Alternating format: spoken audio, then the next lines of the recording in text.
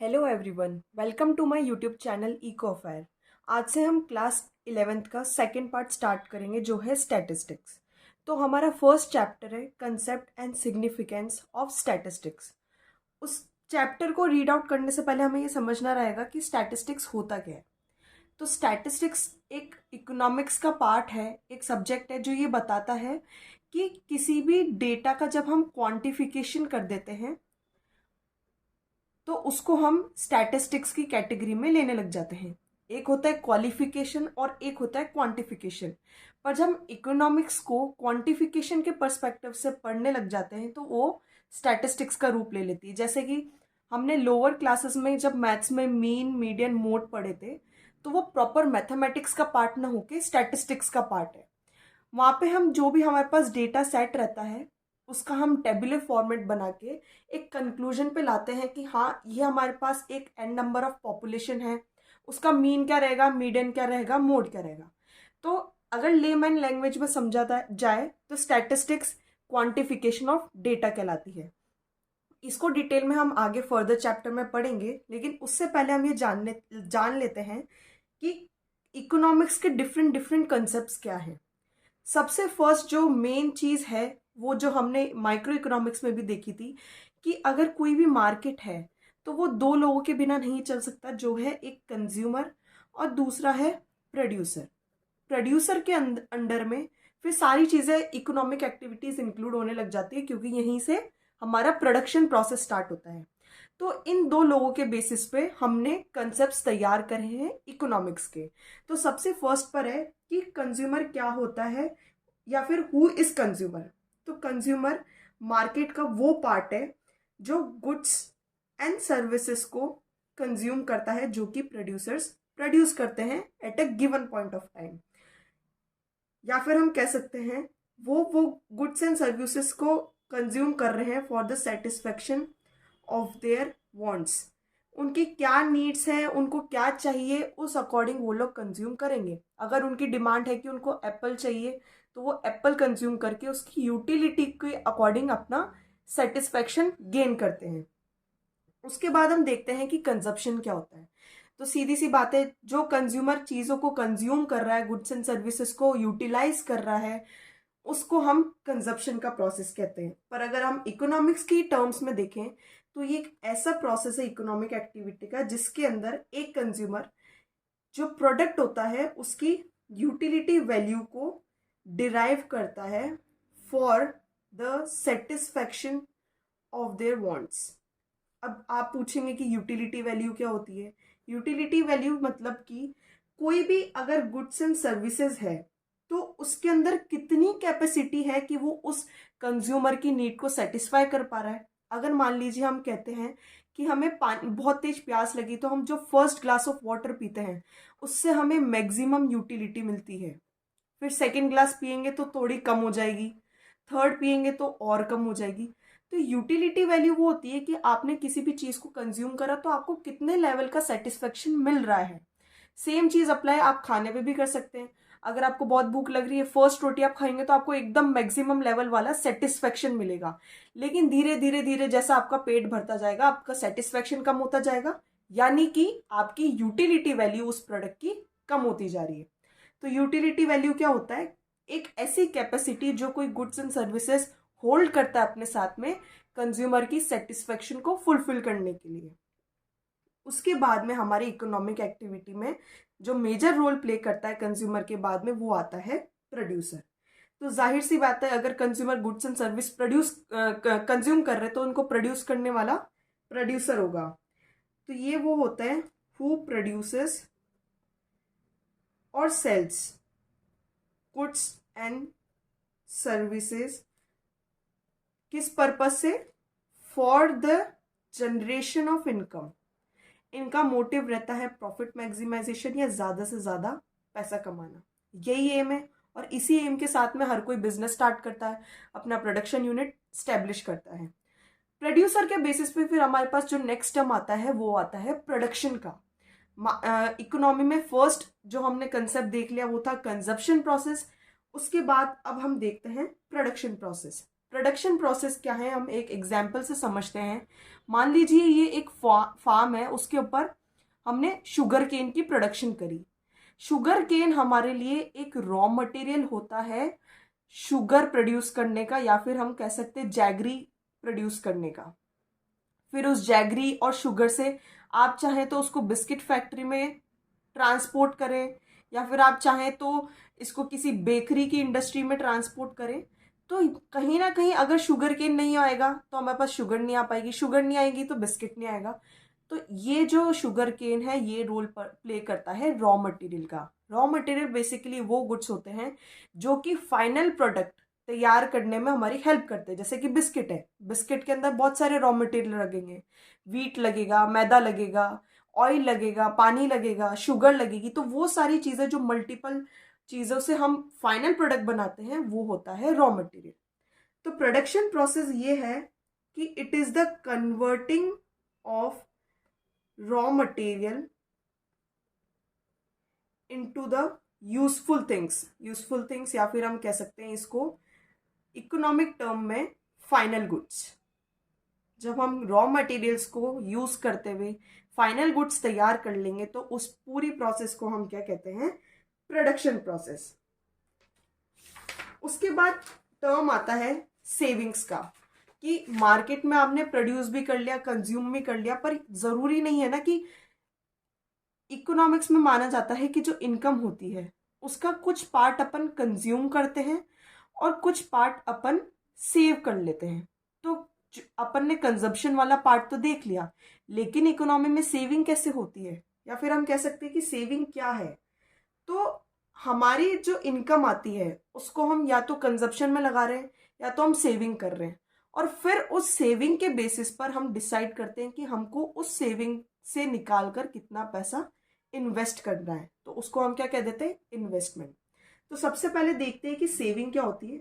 Saving income का वो part है जिसको हम कंजम्पशन पर्पस के लिए कंज्यूम नहीं कर रहे हैं।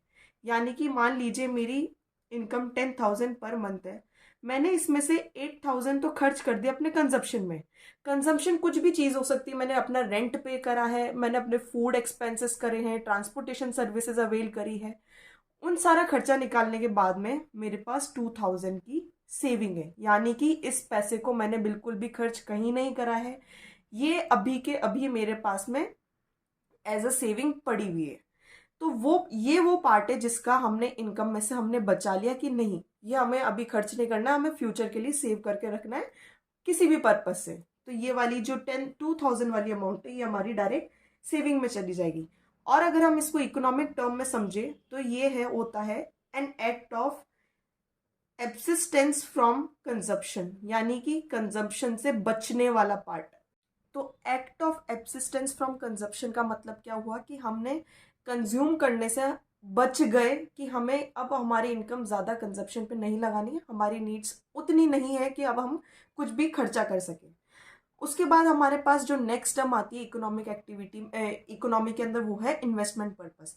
तो इन्वेस्टमेंट क्या होता है, कोई भी प्रोड्यूसर अपना एक्सपेंडिचर कर रहा है, अपनी इनकम में से कुछ पैसा बचाता है, फिर उस पैसे को वो एक्सपेंडिचर करता है एसेट्स खरीदने में। यानी कि उसके लिए एसेट क्या क्या हो गए, मशीनरी हो गई, इक्विपमेंट्स हो गए, वो सारी चीज़ें जो उसको प्रोडक्शन के हेल्प करने में काम आती है।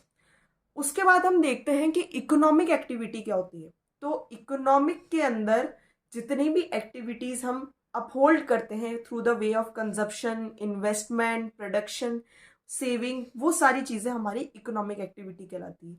लेकिन अगर हम इसको एकदम लेमैन टर्म में समझना चाहें तो इकोनॉमिक एक्टिविटी में हम वो सारी चीजें ले लेते हैं जो ह्यूमन सेटिस्फेक्शन को डिराइव करने में हमें हेल्प करती है, या फिर हम ये कह सकते हैं कि जैसे इकोनॉमी में जो हमारी ह्यूमन वांट्स हैं वो बहुत ज़्यादा अनलिमिटेड रहती है, आप उनको कभी भी पूरी तरीके से सेटिस्फाई नहीं कर पाएंगे। क्यों? क्योंकि इकोनॉमी में रिसोर्सेज कंपैरेटिवली हमारे पास कम है। तो कम रिसोर्सेज के रहते हुए भी जब हम हमारा प्रोडक्शन के थ्रू ह्यूमन वांट्स को सेटिस्फाई करने की कोशिश करते हैं उसे हम कहते हैं human activities, sorry economic activities. अब इसके अंदर आगे टॉपिक आता है कि इकोनॉमिक प्रॉब्लम क्या होती है। तो अगर सिंपल भाषा में समझे तो इकोनॉमी में आने वाली सारे हर्डल्स या फिर सारे वो प्रॉब्लम्स जो अराइज होते हैं जब हम कोई प्रोडक्शन प्रोसेस कर रहे हैं, कंजप्शन कर रहे हैं, या फिर हो सकता है कि हम इनकम का डिस्ट्रीब्यूशन कर रहे हैं। पर अगर हम बेसिक लेवल पे देखें तो अभी तक पूरे इकोनॉमिक्स के कंसेप्ट में जब हमने देखा तो रिसोर्सेज हमेशा ह्यूमन के वांट्स के पर्सपेक्टिव में स्कैर्स थे। तो अब हम इन स्कैर्स रिसोर्सेज को एलोकेट करते हैं इस वे में कि ज़्यादा से ज़्यादा यूटिलाइजेशन हो सके या फिर मैक्सिमाइजेशन हो सके सेटिस्फेक्शन का। अब एलोकेशन कैसे करेंगे हम रिसोर्सेज का? मान लीजिए हमारे पास 10 रुपए का नोट है। अब इस 10 रुपए के नोट से या तो मैं कोल्ड ड्रिंक खरीदूं या फिर मैं कॉफ़ी खरीदूं। अब मेरे पास दो ऑल्टरनेटिव यूजेस है। यहाँ पर हमें ये मेन ध्यान रखना पड़ता है कि जब भी हम एलोकेशन कर रहे किसी रिसोर्सेज का तो मेन पॉइंट ये रहता है कि इकोनॉमी में बहुत सारे ऑल्टरनेटिव यूजेस रहते हैं। कि मान लीजिए 10 रुपए का नोट तो है लेकिन मेरे को उससे मल्टीपल काम है, मुझे बहुत सारी चीज़ें खरीदनी है, पर एट द मोमेंट 10 रुपए से आप 10 चीज़ें नहीं खरीद सकते हो, एक ही चीज़ खरीदोगे। तो आपको फिर इन दोनों के बीच में एक डिसीजन बनाना पड़ेगा कि आपको किसकी ज़्यादा नीड है। मान लीजिए मुझे कॉफ़ी की ज़्यादा नीड है तो मैंने इस 10 रुपये के नोट्स को यहाँ पे खर्च करके इसको परचेज कर लिया। तो मार्केट में या फिर हम कह सकते हैं इकोनॉमी में हमेशा ये प्रॉब्लम ऑफ चॉइस रहती है। कभी भी हम इकोनॉमिक प्रॉब्लम को देखते हैं तो अगर एमसीक्यू में भी अगर ये क्वेश्चन फॉर्मुलेट होता है तो इकोनॉमिक प्रॉब्लम क्या होती है? Problem of choice. कंज्यूमर को ये डिसाइड करना पड़ता है कि उसके पास जो भी कॉइन है या फिर जो भी नोट है उसको वो कैसे वाइसली खर्च करे कि उसको जो सेटिस्फेक्शन है वो ज़्यादा से ज़्यादा मिल सके। उसके बाद हम देखते हैं कि इकोनॉमिक एक्टिविटी के कंपोनेंट्स क्या होते हैं। इकोनॉमिक एक्टिविटी बेसिकली 3 पार्ट्स में डिवाइडेड रहती है। फर्स्ट होता है कंजप्शन, फिर आता है हमारा प्रोडक्शन, फिर आता है डिस्ट्रीब्यूशन।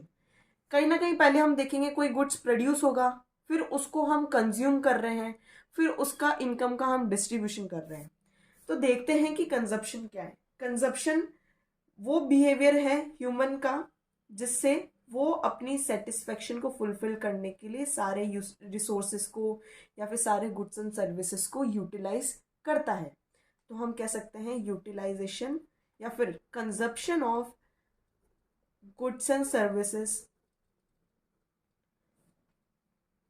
फॉर सेटिस्फेक्शन, या फिर हम कह सकते हैं मैक्सिमाइजेशन ऑफ ह्यूमन नीड्स या फिर वांट्स। अब इस कंजप्शन प्रोसेस के टाइम पे हमें अलग अलग प्रॉब्लम्स आती है कि कैसे हम मार्केट का प्राइस डिसाइड करें कि किस प्राइस पे हमको लेना है, हमारी इनकम कितनी है, उस बेसिस पे हमें कौन सा गुड खरीदना चाहिए। चावल आते हैं, बासमती वाले लेने हैं कि इन्फीरियर वाले लेने हैं। इनकम के हिसाब से अलग अलग इंसान अलग अलग ग्रेन्स परचेज करता है। तो कहीं ना कहीं अगर हम देखें कंजप्शन थ्योरी में हम डिसाइड करते हैं कि एक कंज्यूमर कौन कौन से बिहेवियर लेता है टू डिसाइड कि उसे कंजप्शन कैसे रखना है। तो कंजप्शन थ्योरी क्या रीड आउट करती है? ये एक सेट बनाती है सारे स्टैंडर्ड रिलेशनशिप्स का जिसके अंदर वो एक्सप्लेन करने की कोशिश करते हैं कि कोई भी कंज्यूमर अपने जो पैसा है वो कैसे खर्च करने वाला है to satisfy their human wants. उसके बाद हम देखते हैं प्रोडक्शन क्या होता है। तो प्रोडक्शन अभी हमने देखा था कि एक लार्ज वाइड रेंज पर या फिर हम कह सकते हैं लार्ज रेंज पर जब गुड्स एंड सर्विसेज को मार्केट में प्रोड्यूस किया जाता है उसको हम प्रोडक्शन प्रोसेस कहते हैं, जिसके अंदर हम रॉ मटेरियल्स को फाइनल गुड्स में कन्वर्ट करते हैं। फिर वो final goods are ready to be purchased and consumed by the consumers in the economy. अब वापस हम कह सकते हैं कि यहाँ पर जो प्रोड्यूसर्स है उनका प्रोडक्शन के थ्रू क्या एम रहता है? उनका रहता है कि मैक्सिमम उनको रेवेन्यू जनरेट हो। मैक्सिमम रेवेन्यू कब जनरेट होगी? जब हमारे पास प्रॉफिट ज़्यादा होगा। अब हम देखते हैं कि प्रॉफिट कैसे निकाला जाता है। मान लीजिए मैंने एक चॉकलेट का प्रोडक्शन करा है। ये चॉकलेट की प्रोडक्शन कॉस्ट तो मेरी 0.5 रुपीज़ है, पर मैं अगर इसको 5 रुपये में बेच रही हूँ तो इन दोनों का जो डिफरेंस है 4.5 रुपीज़, ये मेरा रहता है प्रॉफिट। यानी कि जो मेरी प्रोडक्शन कॉस्ट आई है हमें सेलिंग कॉस्ट में जो अंतर आ रहा है वो मेरा प्रॉफिट रहेगा। तो यहाँ पर ज़्यादा से ज़्यादा प्रोड्यूसर ये ट्राई करता है कि उसका प्रॉफिट मैक्सिमाइज हो सके। तो फिर प्रोडक्शन थ्योरी हमें क्या बताइए? प्रोडक्शन थ्योरी हमें बिहेवियर ऑफ प्रोड्यूसर्स बताएगी इन द इकोनॉमी। हमने कंजप्शन देख लिया, प्रोडक्शन देख लिया, अब हमें आपके लिए नया टर्म रहेगा डिस्ट्रीब्यूशन, क्योंकि ये दो टर्म्स तो आपने माइक्रो इकोनॉमिक्स में भी देख ली, स्टैटिस्टिक्स में भी देख ली। अब डिस्ट्रीब्यूशन क्या रहता है? तो पूरी इकोनॉमी में n number of economic activities hold की जाती है, जिसमें कंजप्शन आ गया, प्रोडक्शन आ गया। अब प्रोडक्शन के अंदर में जितने भी जो प्रोड्यूसर्स रहते हैं वो अलग अलग चीज़ों का यूज़ करते हैं। बेसिकली हम ये मान के चलते हैं कि हमें फोकस करना होता है फैक्टर्स ऑफ प्रोडक्शन के ऊपर। अब आप कहेंगे कि फैक्टर्स ऑफ प्रोडक्शन क्या है? फैक्टर्स ऑफ प्रोडक्शन मतलब कि पूरे, जब तक हमने पूरे गुड्स एंड सर्विसेज प्रोड्यूस नहीं कर लिए तब तक हमें किन किन चीज़ों की हेल्प लगी है। मोटे मोटे तौर पर देखा जाए तो हमें चाहिए एक तो लैंड, एक चाहिए हमें लेबर, दूसरा चाहिए कैपिटल, उसके बाद चाहिए एंटरप्रेन्योर। इसके अलावा शायद आपके दिमाग में कोई टर्म ना आए। आपके पास लैंड है तो आपने इंडस्ट्री सेटअप कर ली, इंडस्ट्री सेटअप करने के लिए आपके पास कैपिटल है, मशीन है कुछ भी बनाने के लिए, उन मशीन को चलाने के लिए आपके पास लेबर भी है, और इन सबको सुपरवाइज करने के लिए जिसने ये दिमाग लगाया आपके लिए, आपके पास उसका एंटरप्रेन्योर भी है। तो अब डिस्ट्रीब्यूशन हमें किसका करना है? इनकम का करना है। पूरे प्रोडक्शन प्रोसेस में मान लीजिए किसी फैक्ट्री ने 1 लाख रुपए कमाए एक महीने के अंदर। अब उसको 1 लाख रुपए वो खुद की जेब में तो रखेगा नहीं, क्योंकि 1 लाख रुपए इन सब ने मिलके कमाए ना, इन सबकी हेल्प लगी थी, लैंड, लेबर, कैपिटल, एंटरप्रेन्योर, इन सबके बीच में अब इस 1 लाख रुपए का हम डिस्ट्रीब्यूशन करेंगे। अब आप बोलेंगे लैंड को कैसे डिस्ट्रीब्यूट करा जाए? तो लैंड के ऊपर हमें देना पड़ता है रेंट। मान लीजिए लीज लैंड है वो, तो उसके ऊपर आपको हर महीने का रेंट चुकाना पड़ेगा। उसके बाद अगर लेबर है तो आपको उसको time to time wages provide करने रहेंगे ताकि वो कंसिस्टेंटली काम करे। कैपिटल के ऊपर हमें भी वापस इसको वापस देना पड़ता है, हमें इसको कहते हैं इंटरेस्ट पेमेंट। कैपिटल जो हम लेते हैं या फिर कह सकते हैं मशीनरी, उसके ऊपर हमें इंटरेस्ट पेमेंट देना पड़ता है। और जो एंटरप्रेन्योर्स रहते हैं उनके पास में उनका क्या बच जाता है? खुद एंटरप्रेन्योर्स जो रहते हैं उनके पास उनका प्रॉफिट बचता है। तो अब 1 लाख का डिस्ट्रीब्यूशन है, अब वो जाने, मान लीजिए 5,000 का मैंने रेंट दे दिया, 10,000 के मैंने वेजेस दे दिए, फिर 10,000 का मैंने इंटरेस्ट पेमेंट कर दिया, तो जो 75,000 रुपीज बचे वो फिर एंटरप्रेन्योर का प्रॉफिट हो जाएगा। तो डिस्ट्रीब्यूशन का बेसिकली मतलब क्या है? हमें इनकम का डिस्ट्रीब्यूशन करना है, या फिर मैक्रो इकोनॉमिक लेवल पे बात की जाए तो हमें जीडीपी का डिस्ट्रीब्यूशन देखना है अलग अलग फैक्टर्स ऑफ प्रोडक्शन पर।